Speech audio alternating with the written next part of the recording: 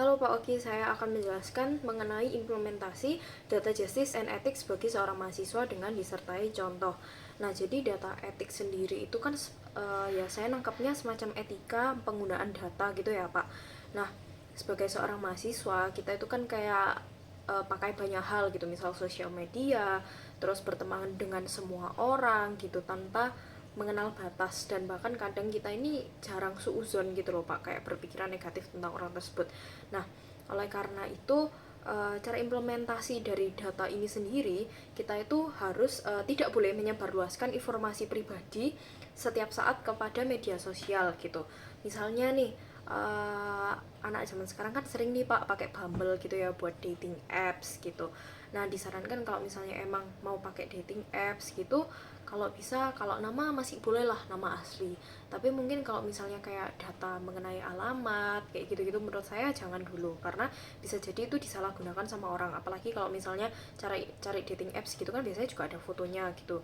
Terus misal juga saya pernah kayak orang minta foto sama KTP. Nah, itu harus hati-hati banget. Jadi nggak boleh sembarangan.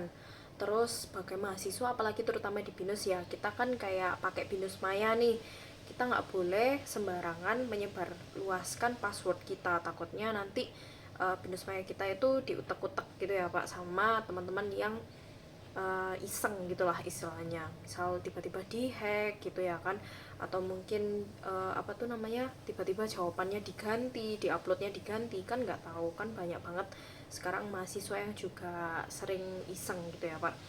Terus saya juga sempat baca berita, katanya mahasiswa itu banyak yang terjerat sama yang namanya pinjol gitu Pak.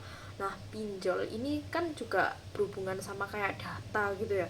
Mereka pasti ngasih data kayak nomor telepon, alamat, kayak gitu, sampai didatengin orang-orang gitu. Nah, itu harus lebih berhati-hati. Terutama kayak biasanya mahasiswa kalau misalnya pinjol itu kan kayak nggak penting gitu. Mungkin buat dugem atau ngapain, nggak mungkin kayak perlu banget misal buat beli makan, itu pasti udah ada gitu loh Pak uangnya.